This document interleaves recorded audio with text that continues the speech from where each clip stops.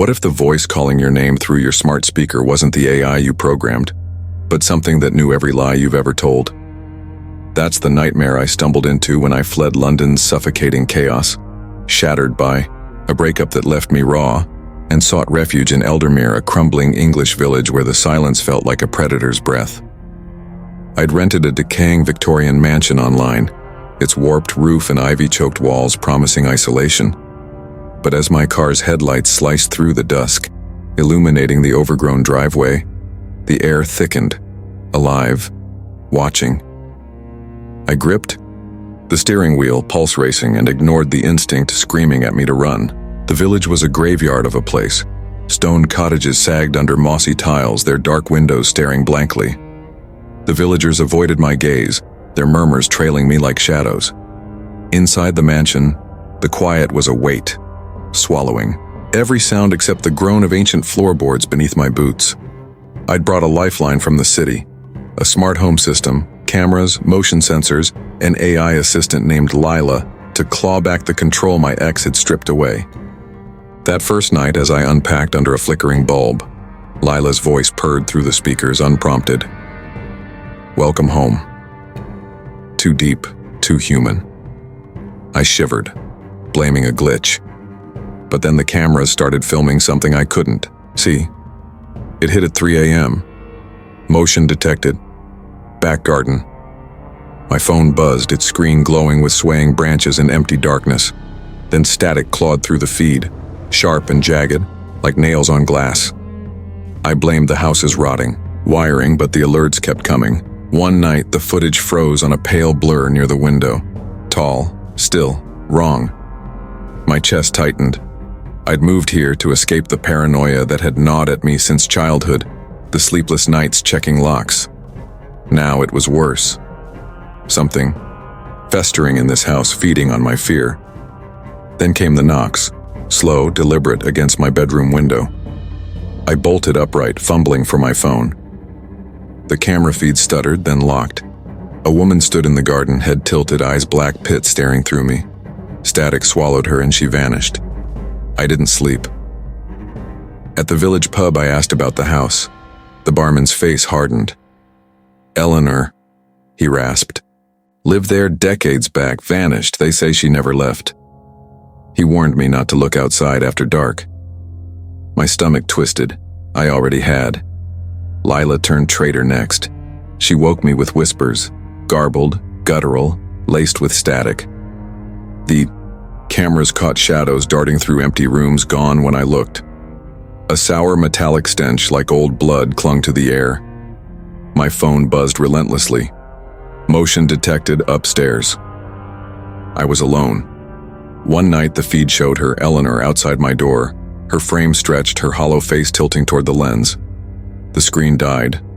I woke to a freezing room, my phone dead, the door ajar. She'd gotten in.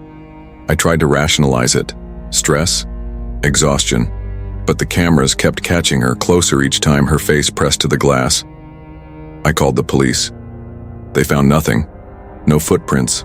No trace. Get some rest, they said, pity in their eyes. Rest was a joke. I dug into Eleanor's past in the village archives. A grainy 1952 photo showed her, sunken eyes glaring from my window. Eleanor Whitaker, missing. Whispers claimed she dabbled in the occult, summoning something she couldn't banish. Was it still here, wearing her face? The smart system went berserk.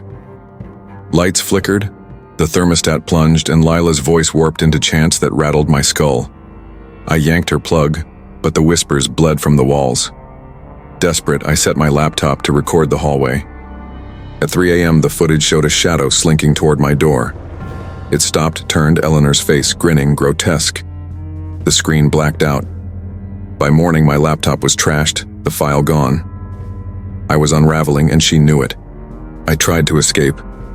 Doors slammed, locks seized, my car keys vanished. Keys. Trapped, I called my ex, Michael, pleading for help.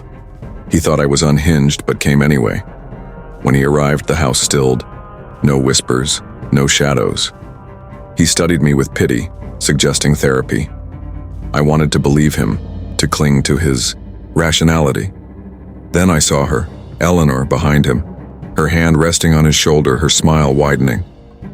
The lights died, and the whispers swallowed us whole. As the whispers faded, the lights flickered back to life, casting jagged shadows across the room. Michael stared at Emily, his face pale, eyes wide with disbelief. "What the hell was that?"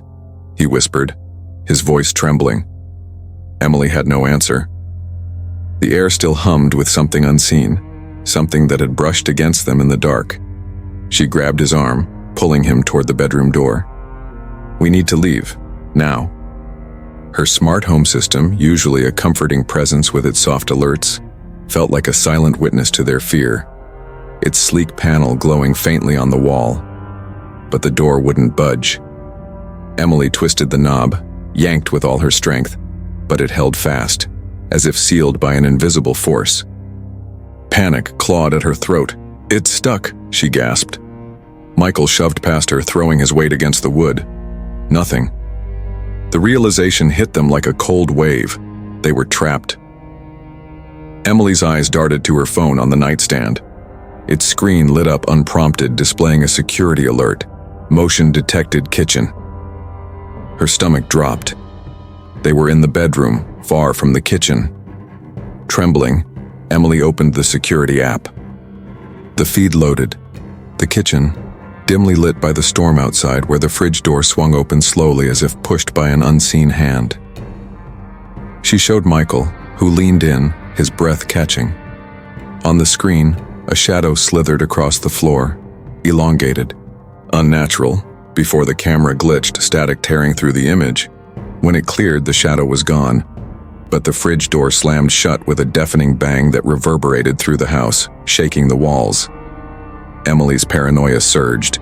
Her smart home, once a sanctuary, was turning against her. Michael swore under his breath. "This isn't possible," he muttered, grasping for logic. "There has to be an explanation." But his voice wavered, betraying his doubt. Emily felt it too, the oppressive weight settling over them, the sense that they weren't alone. She tried to call for help, but her phone showed no signal, and the Wi-Fi was dead. "Maybe it's the storm," Michael said, glancing at the rain-lashed window. Emily shook her head. This wasn't weather, it was deliberate. A presence exploiting the technology she'd trusted.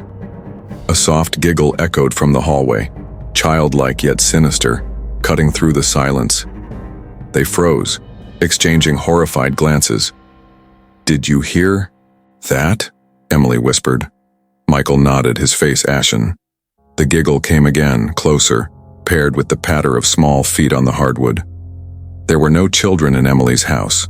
There never had been. She edged toward the door, pressing her ear to the wood. Silence. Then a slow, deliberate scratch, like nails dragging down the other side, sent her reeling back, heart pounding. "We need another way out," Emily said, desperation sharpening her voice. Michael scanned the room, his gaze settling on the window. They rushed to it, but the latch was rusted shut, the glass unyielding. The temperature plummeted, their breath clouding in the frigid air. The smart speaker on the dresser crackled to life, its voice distorted. "Emily, I see you." Her blood ran cold. Michael grabbed a chair, smashing it against the window, but the glass held, impossibly strong. Something was coming, and it knew her name. The lights died again, plunging them into darkness. Emily fumbled for her phone, switching on the flashlight. Its beam illuminated Michael's terrified face as they huddled together, their ragged breathing the only sound. A creak broke the silence, the bedroom door inching open. She swung the light toward it, revealing an empty hallway, a gaping void. "Hello?" she called, her voice shaking. No answer, but the shadows seemed to pulse, alive with unseen eyes watching, waiting. Michael gripped her arm. "We can't stay here, we have to run." Emily nodded, though every instinct screamed to stay put. They stepped into the hallway, floorboards groaning beneath them. The house felt wrong now, corridors stretched unnaturally, Long doors appeared where none belonged. It was a labyrinth, shifting to keep them lost. A new alert buzzed on Emily's phone. Motion detected. Unknown room. She froze. Her house had no unlisted rooms. They turned a corner and stumbled into the kitchen, where the fridge door hung open, its contents strewn across the floor. Scrawled in thick, dark liquid, blood, on the tile was a single word: leave. Emily's knees buckled. The front door remained locked, the windows sealed. The whispers returned, now a chorus of overlapping voices filling the air with malice. Michael clutched her hand, his knuckles white.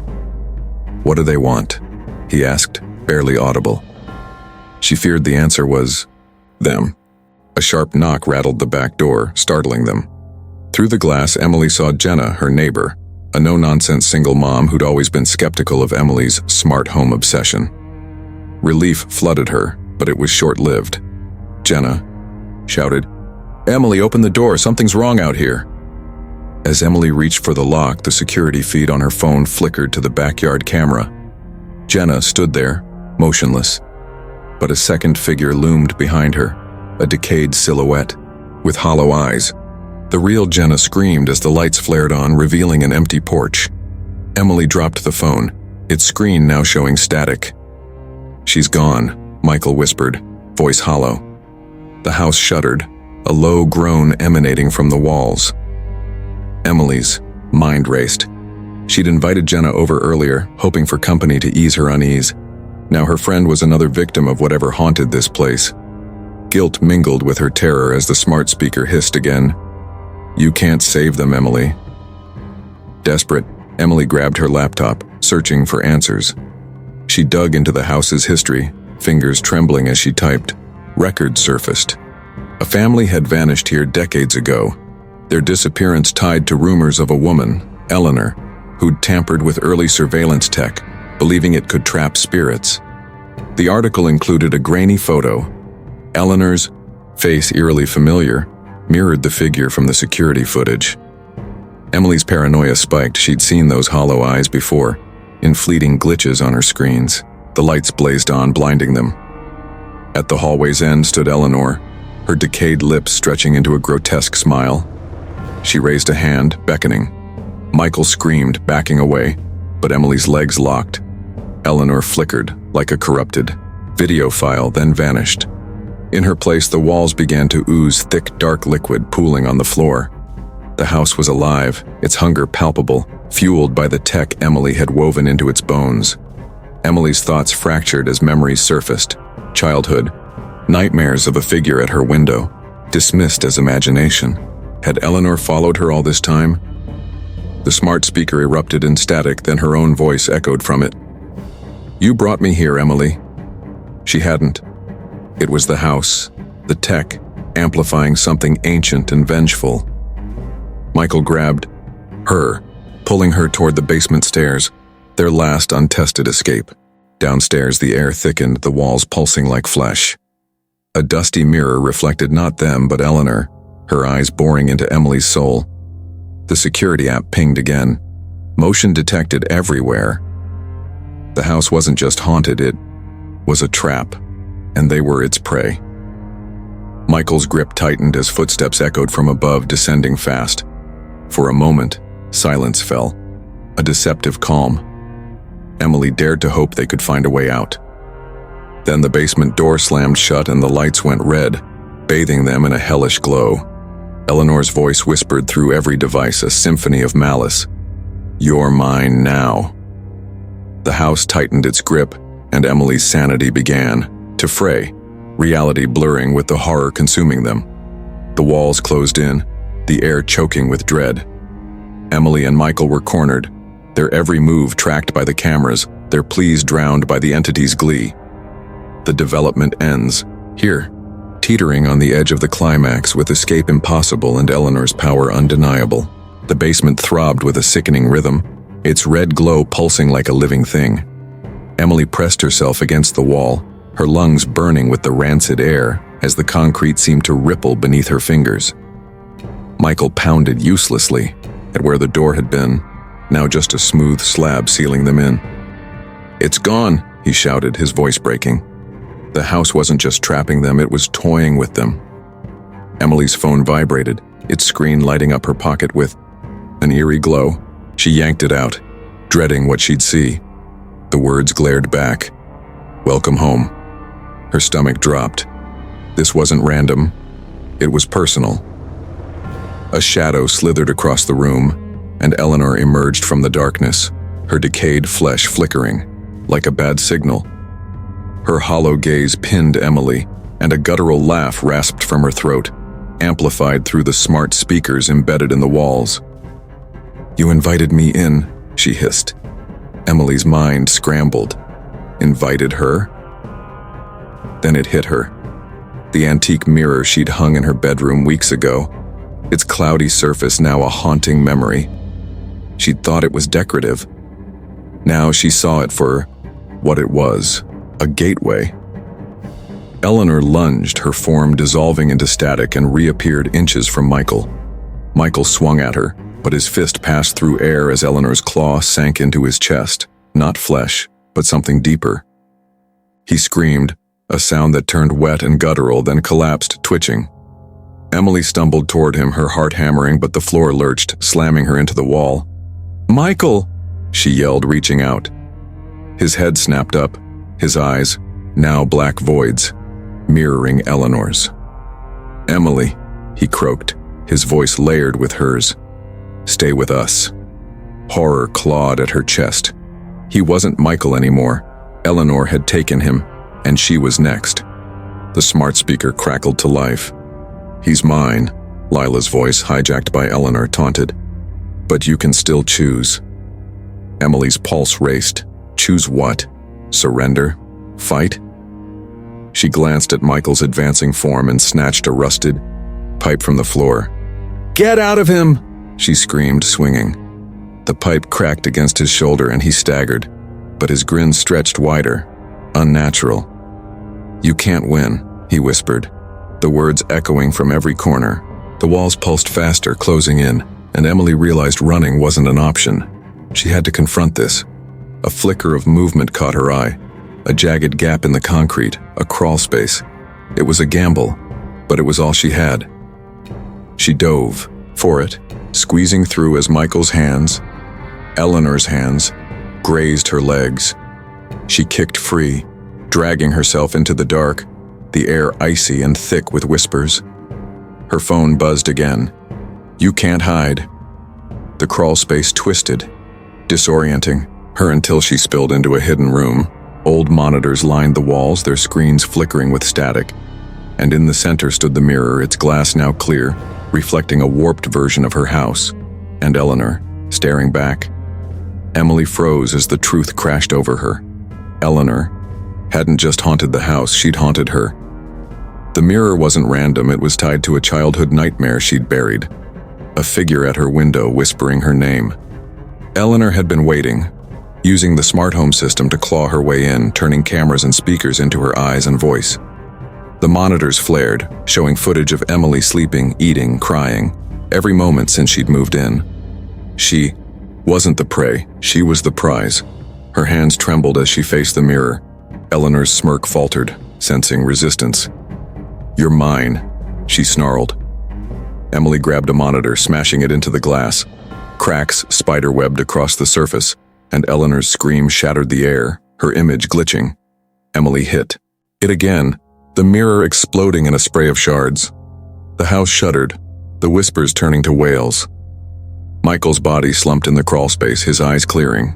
He was free, but the victory felt hollow. The computer hummed, its screen flashing. "I don't need the mirror." Emily's blood ran cold. She'd broken Eleanor's anchor, but the entity was in the system, in the walls, the wires, the tech she'd trusted. The room buckled, debris crashing down. She grabbed Michael, hauling him back through the crawl space as the house groaned, its structure fracturing. They stumbled into the hallway, the front door gaping open like a wound. Emily dragged Michael outside, collapsing on the lawn as the house imploded behind them, windows shattering inward, swallowed by darkness. Neighbors gaped, sirens blared. But Emily's relief evaporated as her phone buzzed. She pulled it out, dread pooling in her gut. The screen showed a selfie, her face smiling with black hollow eyes. The caption read, "I'm still here." Her scream was drowned by the chaos. Eleanor hadn't lost, she'd won. Paramedics swarmed Michael, but Emily couldn't move, staring at the phone. The selfie shifted, her digital twin winking. This wasn't over. The house was gone, but Eleanor was inside her now, tethered to her every device, her every thought. She dropped the phone, but the whispers didn't stop. They were in her head, guiding her towards something she should have never found. Emily stumbled onto the rain-soaked lawn, her breath ragged as the house behind her groaned and crumpled inward, its windows shattering like a dying gasp. Michael collapsed beside her, his face pale, eyes wide with disbelief. For a fleeting moment, as the sirens wailed closer and the neighbors' lights flickered on, Emily dared to hope it was over. She was free. The oppressive weight of the house, with its endless mirrors and Eleanor's suffocating presence, seemed to lift as emergency responders swarmed the scene. But then her phone buzzed in her pocket, the screen lighting up with the same chilling selfie from the climax. Her face, but with Eleanor's hollow black eyes staring back. The caption read, "I'm still here." Emily's stomach twisted. The house might have fallen, but Eleanor hadn't left. She was inside her now, tethered to her thoughts, her devices, her very being. Freedom was a cruel mirage. Desperate to break free, Emily smashed her phone, its screen splintering beneath her boot on the wet grass. She fled the village that night, leaving behind everything she owned, and settled into a bare, tech-free apartment in the city. No cameras, no smart devices, no mirrors. She stripped her life to its bones, hoping to sever Eleanor's hold. At first, the silence felt like a victory. She avoided Michael, whose cryptic, distant texts unnerved her, and focused on rebuilding herself. But the reprieve didn't last. Her new laptop, a reluctant necessity for work, froze one evening, its webcam light blinking on unprompted. For a split second, Eleanor's decayed face flickered across the screen, her grin wide and jagged. At night, a smartwatch she'd forgotten in a drawer whispered her name in Eleanor's rasping voice. Emily tore out its battery, her hands trembling, but the whispers persisted. Soft, insidious, seeping from the walls, the air, her own mind. Doubt began to erode her grip on reality. Was she unraveling? She sought a therapist, spilling the story of the house, the mirrors, and Eleanor's relentless pursuit. The doctor listened, jotting notes with a calm, detached air. But when Emily glanced at the pad, her blood ran cold. The words, "She's always been here," stared back at her, scrawled in jagged, unfamiliar handwriting. She fled the office, the revelation clawing at her sanity. Memories of childhood nightmares resurfaced. The shadowy figure at her window, the whispers she'd dismissed as dreams. Eleanor hadn't just found her in that house. She'd been stalking her for years, lurking in the corners of her life, waiting for the perfect moment to slip inside. The mirror in the house had been a door, yes, but Emily herself had been the key, a vessel Eleanor had claimed long ago. She needed to know if Michael had escaped Eleanor's grasp. Tracking him down to his new apartment, she found him standing in the doorway, his smile thin and lifeless. "You look tired, Em," he said, his voice flat, almost mechanical. She pushed past him, words tumbling out about Eleanor, about the danger still clinging to them. He nodded slowly, his eyes locked on hers, but when she turned to leave, his hand clamped onto her wrist. His grip was iron, his breath cold against her ear as he whispered, "You can't run from her." For a heartbeat, his eyes flickered black, and his lips twisted into Eleanor's grotesque grin.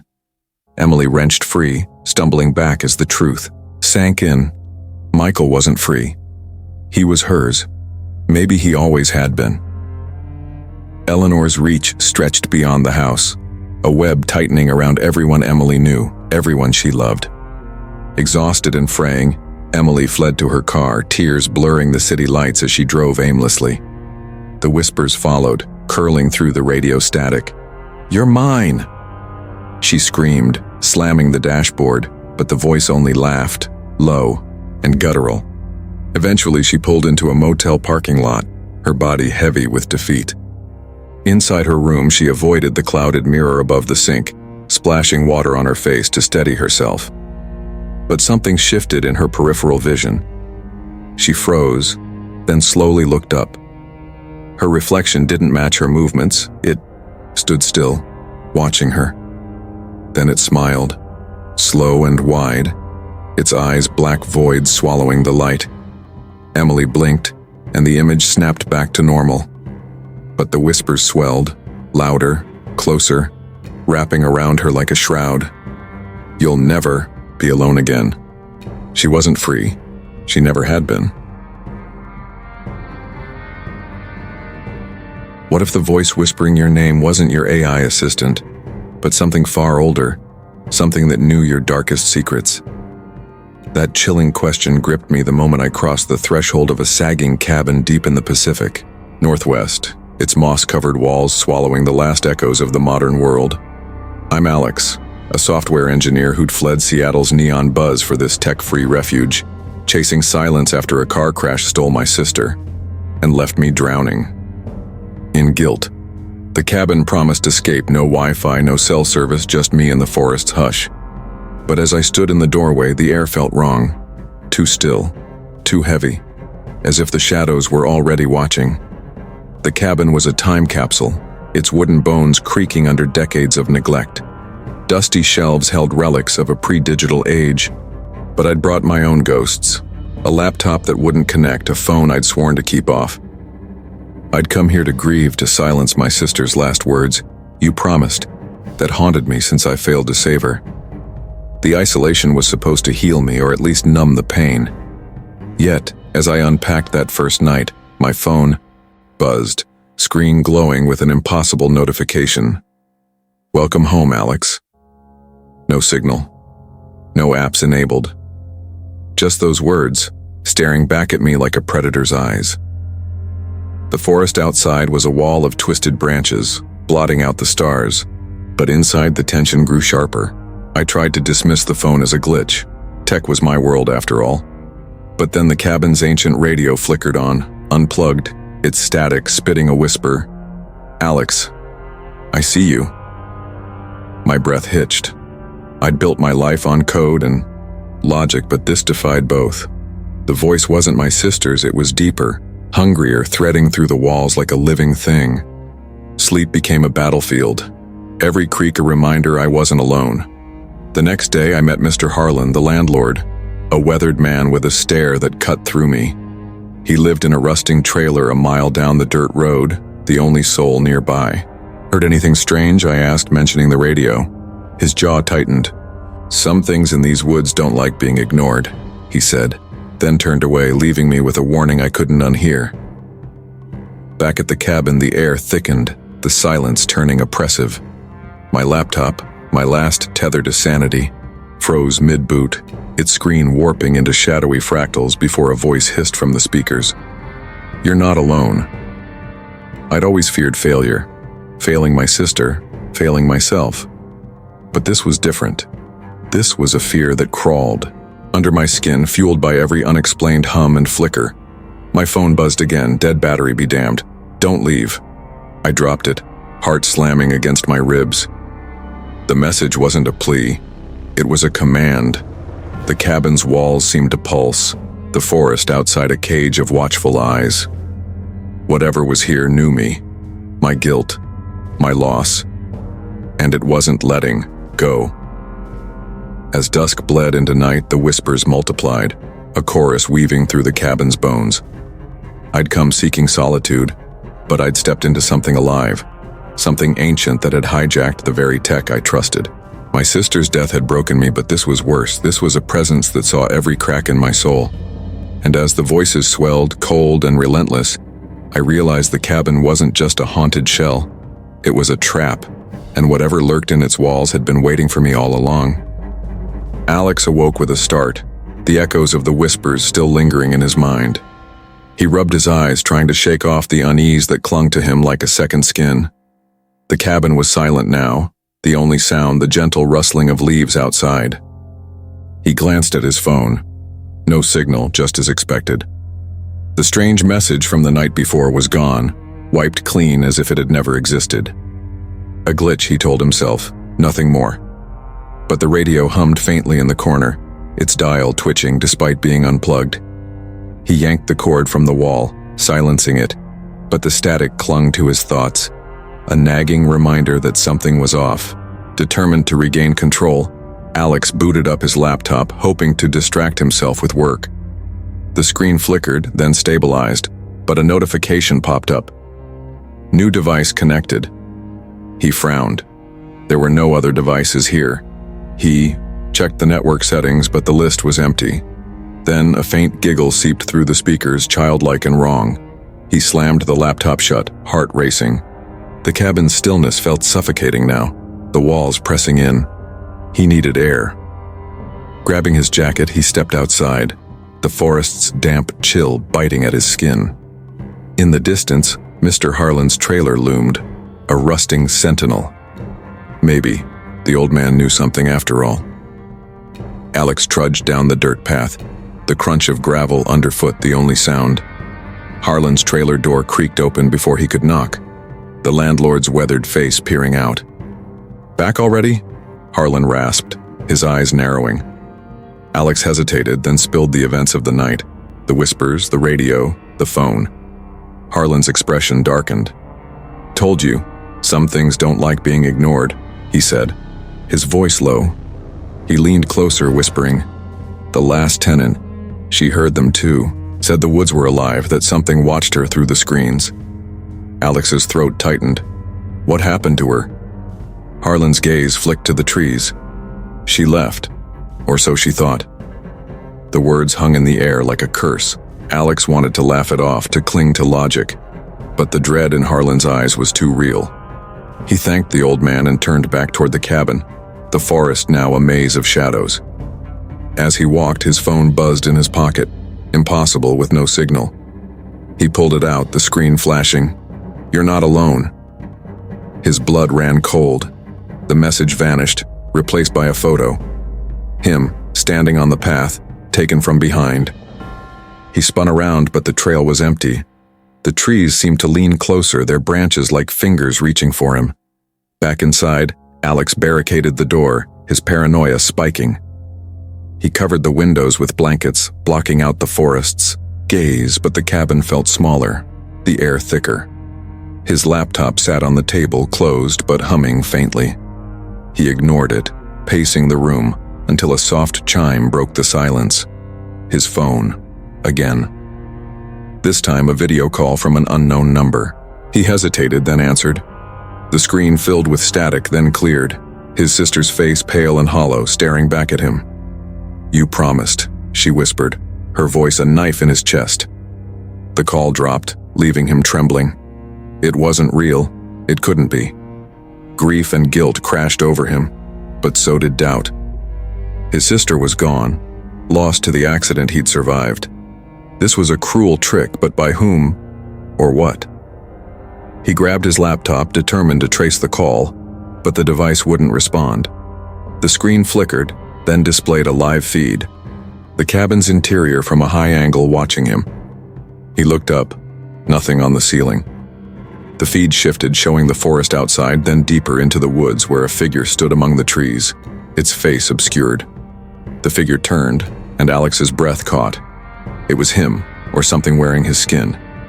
He slammed the laptop shut, but the image burned behind his eyes. The cabin's walls creaked, the temperature plummeting.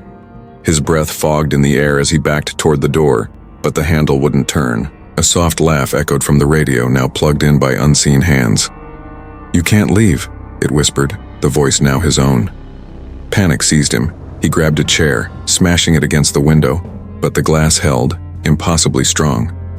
The lights flickered and the room plunged into darkness, the only sound his ragged breathing. In the gloom, his phone lit up, casting an eerie glow. A new message. "Look outside." He didn't want to, but something compelled him. He peeled back, the blanket peering into the night. The forest was alive, shadows twisting between the trees, but one figure stood still, closer now, its eyes gleaming like dying stars. It raised a hand, beckoning. Alex stumbled back, tripping over his own feet. The figure's face sharpened in the moonlight. It was his sister, her expression twisted with rage. "You promised," she mouthed, the words searing into his mind. The vision vanished, leaving him crumpled on the floor, sobbing. Grief had hollowed him, but this was worse. This was torment, weaponized by whatever haunted this place. He needed help. Desperate, he remembered the satellite phone he'd brought, for emergencies, stashed in his bag. He fumbled for it, hands shaking, and dialed Anna, his ex-colleague and only friend who'd understand. The line crackled, then connected. "Anna, it's Alex. Something's happening here, the cabin, it's not safe." Static swallowed her response. Then a voice, not hers, hissed through. "She can't save you."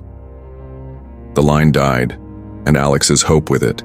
He was alone, or worse, surrounded. The cabin's walls seemed to breathe, the air thick with malice. He needed to understand what he was facing. Gathering his courage, he crept to the basement door, the one place he hadn't explored.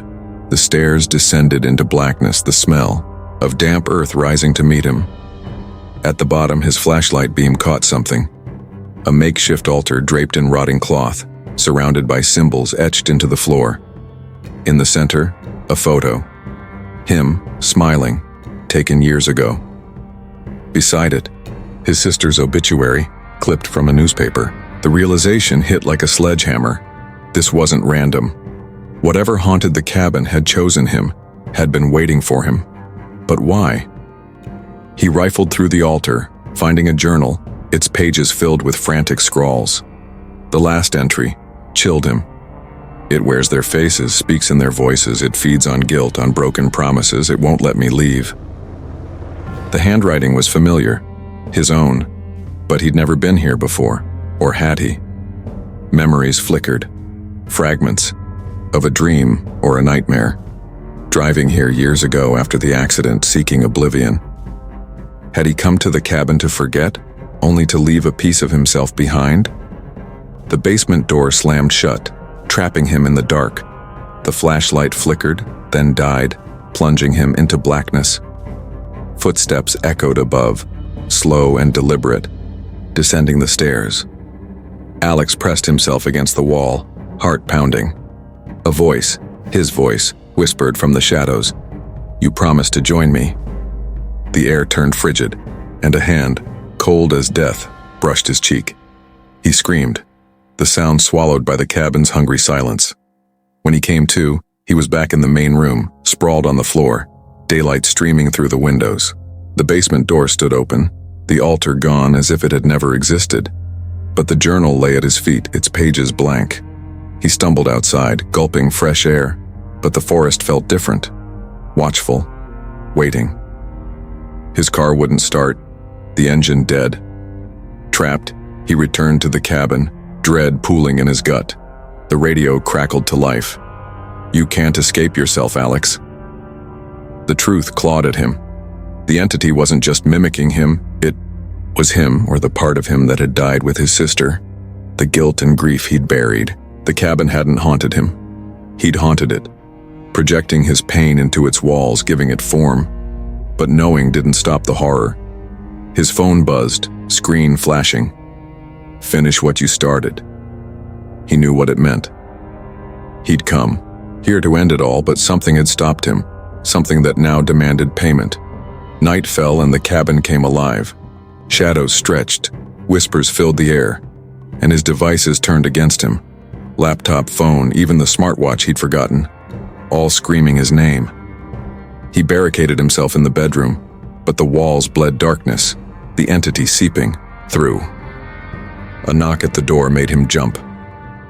Through the peephole he saw Anna, her face pale with worry. "Alex, let me in," she called. Relief flooded him. He wasn't alone. But as he reached for the knob, her voice changed, twisting into his sister's. "You promised." He recoiled, the illusion shattering. The knocking grew frantic, then stopped. Silence descended, heavy and final. Alex sank to the floor, defeat washing over him. The entity had won. It had isolated him, broken him, and now it would claim him. But a flicker of defiance sparked. He wasn't ready to surrender. Grabbing the journal, he began to write, pouring out his guilt, his sorrow, his rage. The words flowed, and with each line, the cabin trembled, the whispers faltering. The room shook, furniture rattling as if the entity fought back. Alex kept writing, his hand cramping, until the final confession spilled onto the page. "I'm sorry, sis. I couldn't save you." The cabin stilled, the air clearing. He looked up. The shadows had retreated, the devices silent. Exhausted, he stumbled to the door, turning the knob. It opened easily, the forest outside bathed in dawn's light. He stepped out, free, but the journal lay open on the table, its pages filled with his handwriting, the last line chilling. "It's not over." Alex drove away, the cabin shrinking in his rearview mirror, but the weight of his confession clung to him. He'd faced his demons, but they hadn't left, they'd merely quieted. Back in the city, he tried to rebuild, but the whispers followed. Faint but persistent, threaded through his devices, his dreams. He'd escaped the cabin, but the horror had hitched a ride, burrowed deep in his soul. And sometimes, when the night was too still, he'd hear it. "You promised." The development ends here, with Alex's fragile victory overshadowed by lingering dread, setting the stage for the climax where he must confront the entity's true nature. Alex had been back in the city for a week, the cabin's oppressive silence now replaced by the hum of urban life. He buried himself in work, coding late into the night, the glow of his laptop a shield against the memories. His apartment buzzed with noise, podcasts, music, anything to keep the stillness at bay. He told himself the worst was over, that the entity had retreated with his confession. But late one night, as his fingers danced across the keys, the screen flickered, static slicing through his code. A whisper crawled from the speakers. "You thought you could leave?" It was his voice, icy and accusing. He ripped the power cord from the wall, but the words lingered in his head. "I'm still here." The next morning, his phone jolted him awake, buzzing insistently. A notification glowed. New message from Sis. His stomach dropped. His sister's contact hadn't existed since the accident that took her life. He opened it, hands shaking. "You promised." A photo loaded, the cabin, its windows black voids, the forest encroaching. He deleted it, but the phone buzzed again, the same message, the same image. He blocked the number, but the texts multiplied. "Come back. You owe me. Don't ignore me." Each one clawed at his sanity, the entity's reach extending through the tech he couldn't escape. He needed answers, or help. Desperate, Alex dialed Anna, his ex-colleague who'd glimpsed the cabin's terror. "Alex, you sound wrecked," she said, concern lacing her voice. He confessed the whispers, the messages, the unshakable feeling of being watched. "I'll come over," she promised. But mid-sentence her voice warped, a glitch twisting it into a guttural snarl. "No one can help you." The call dropped. He redialed, but her line was dead.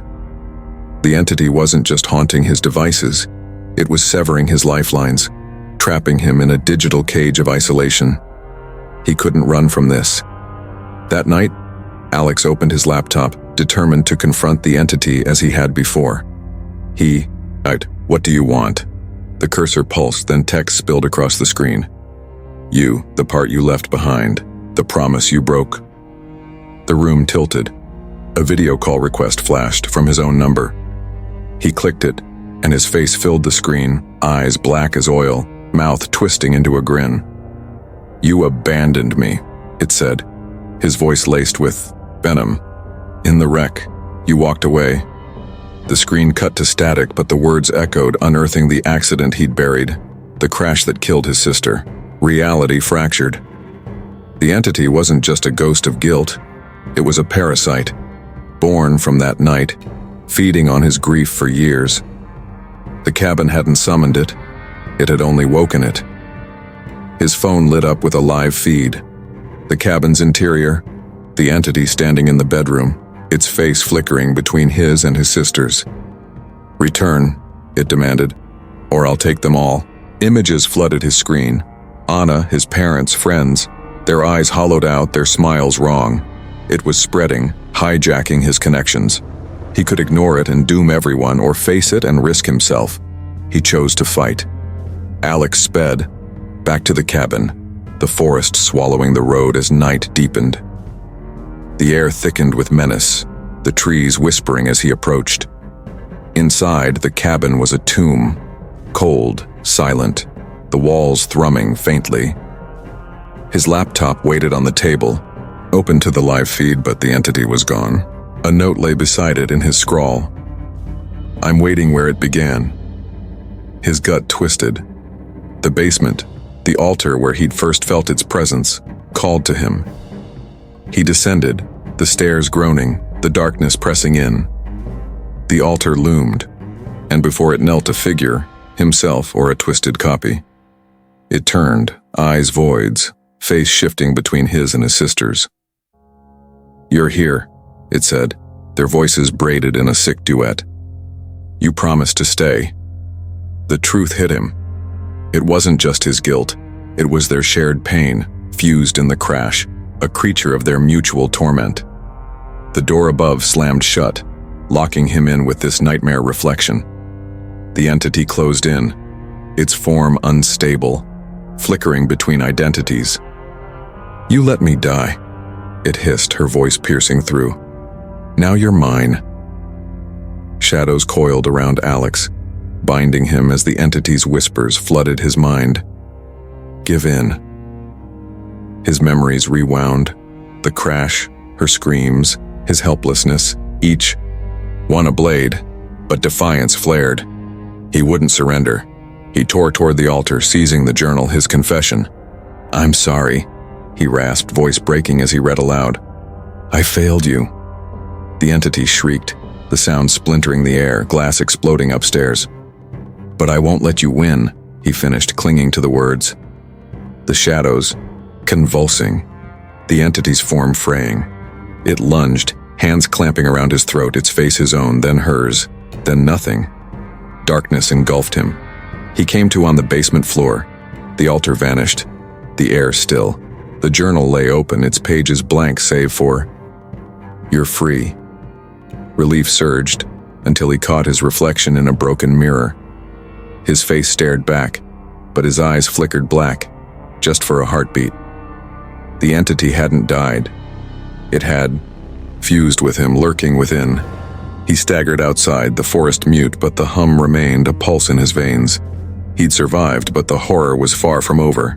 Alex fled the cabin at dawn, the forest's oppressive silence chasing him down the dirt road until he reached the city. The neon lights and bustling noise enveloped him, a stark contrast to the cabin's suffocating isolation. Back in his apartment, he eradicated every remnant of that nightmare, burning the journal where he'd confessed his guilt, smashing his old phone and wiping his laptop clean. He convinced himself the entity was gone, buried with his admission of the accident that haunted him. Yet sleep eluded him, fractured by whispers too faint to understand, leaving him with a gnawing doubt. Had he truly escaped, or had he brought something back? Weeks later, Alex clung to routine like a drowning man to driftwood, work, gym, therapy, desperate to rebuild the life he'd lost to guilt and grief. His therapist labeled the cabin's horrors a stress-induced hallucination, a byproduct of isolation and the trauma of his sister's death. He nodded, wanting to believe it, but the cracks in his reality widened. His new phone buzzed with static calls from unknown numbers. His laptop glitched, displaying blank screens that lingered too long. One night, his smart speaker hissed his name before he yanked it from the outlet. He blamed faulty tech, but a cold certainty settled in. The entity wasn't finished with him. One sleepless night, Alex staggered to the bathroom, splashing cold water on his face to banish the dread. He glanced at the mirror, and his reflection stared back, unblinking, its gaze too steady. He blinked. It followed a beat too late. His breath hitched as he waved a hand, watching the reflection mimic him, but its fingers curled differently as if testing their own will. He stumbled back, heart pounding, and the mirror returned to normal.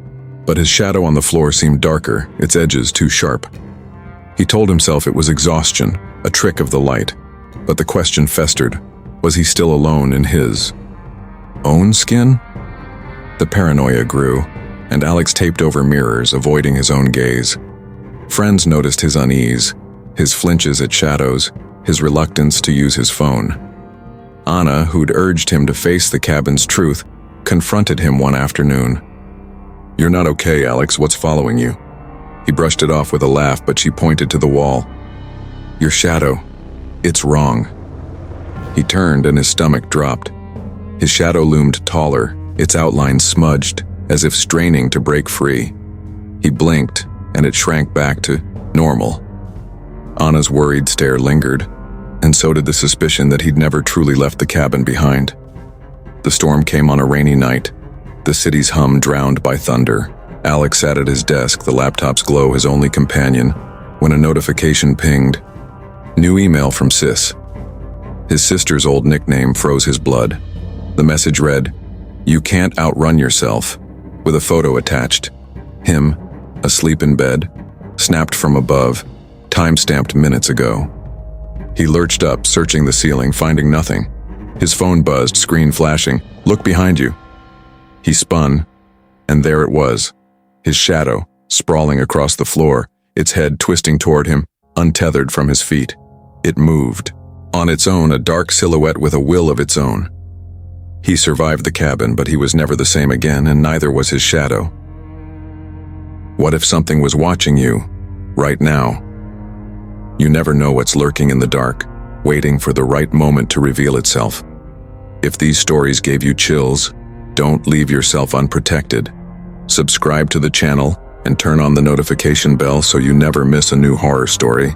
Like this video if you enjoy spine-chilling tales of haunted houses, eerie presences, and things that watch from the shadows. Have you ever had a terrifying experience with something lurking outside your home? Or inside? Comment below and tell your story, or suggest what terrifying tale you want to hear next. Because once you see them, they see you too.